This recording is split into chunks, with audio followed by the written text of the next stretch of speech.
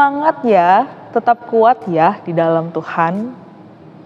Kalau kata-kata itu yang kita dengar ketika kita ada dalam kondisi yang tidak baik-baik saja atau dalam pergumulan khusus, maka tentu saja saya yakin Bapak Ibu Saudara kita merasa dikuatkan, kita merasa diteguhkan, dan kita merasa memiliki semangat yang baru walaupun ada dalam kondisi tidak baik-baik saja.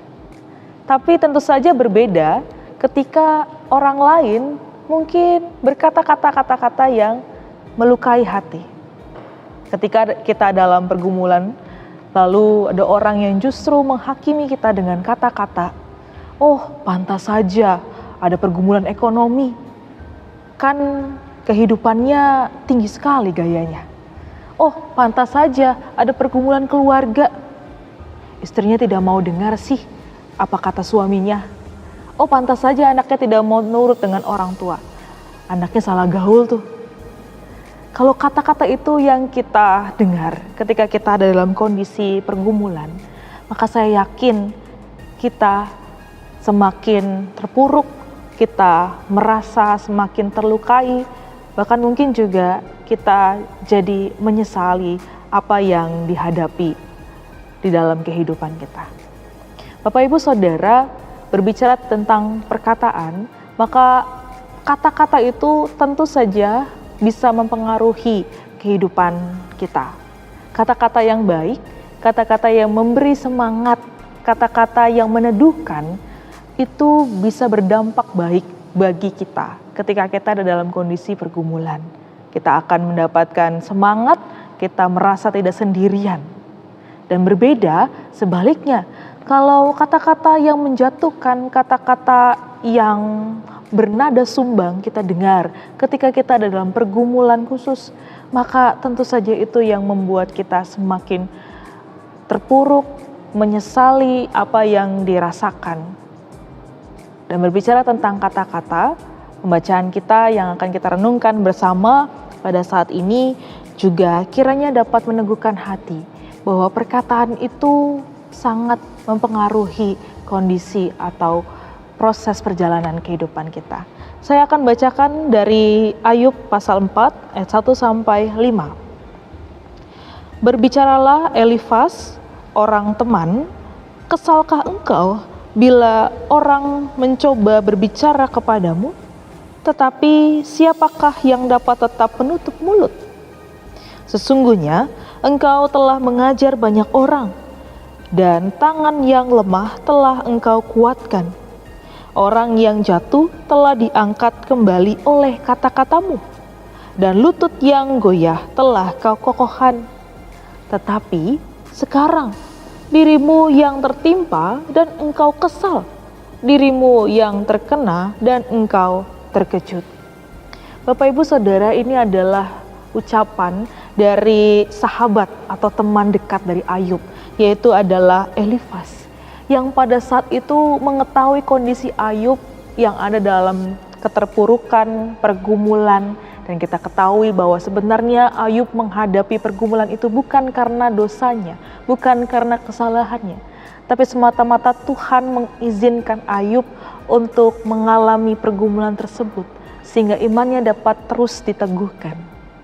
Tapi ternyata di dalam pergumulan yang dihadapi Ayub, sahabat dekatnya, orang terdekatnya justru menyalahkan apa yang dialami oleh Ayub.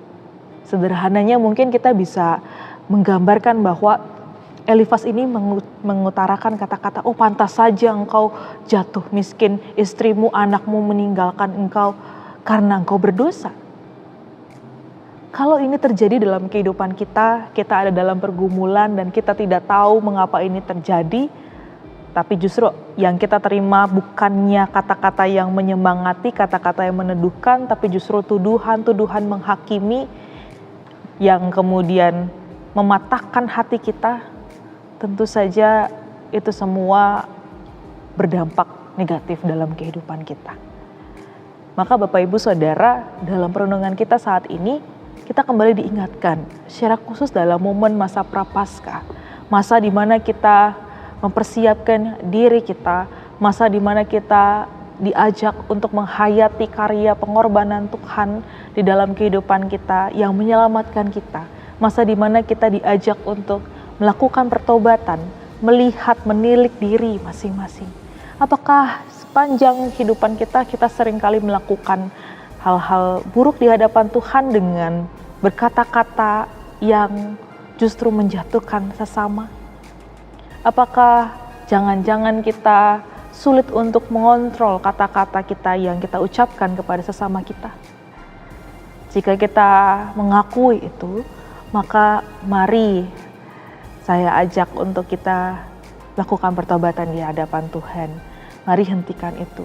Karena sungguh dengan kata-kata yang menghakimi, kata-kata yang tidak meneguhkan hati sesama, itu berdampak luar biasa bagi kehidupan orang tersebut. Sebagai persekutuan di dalam Tuhan, tentu saja kita sudah sepatutnya melontarkan kata-kata penyemangat, kata-kata yang penuh dengan kekuatan di dalamnya. Walaupun mungkin pada kehidupan realita kita menyadari juga bahwa ada sebab-sebab atau konsekuensi yang diterima. Tapi bukankah kita pun tidak berhak untuk menghakimi orang lain? Karena sungguh yang berhak menghakimi adalah Allah itu sendiri, bukan kita. Jadi perhatikanlah kata-kata yang kita ucapkan. Demikian renungan Senin Teduh kita pada saat ini. Mari kita berdoa.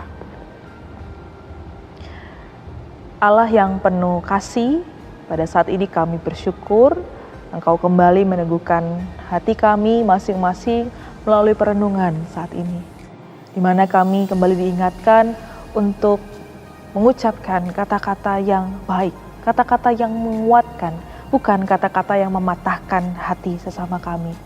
Di tengah-tengah pergumulan kami masing-masing, kami hendak memohon kepadamu, kiranya Engkau yang terus menguatkan kami, dan kiranya juga kami dapat terus terundang untuk menyebarkan kata-kata yang menguatkan bagi sesama kami.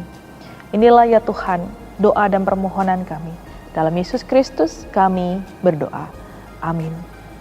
Terima kasih Bapak Ibu Saudara yang telah menyaksikan tayangan Senin Teduh. Sampai berjumpa dalam renungan selanjutnya. Tuhan memberkati.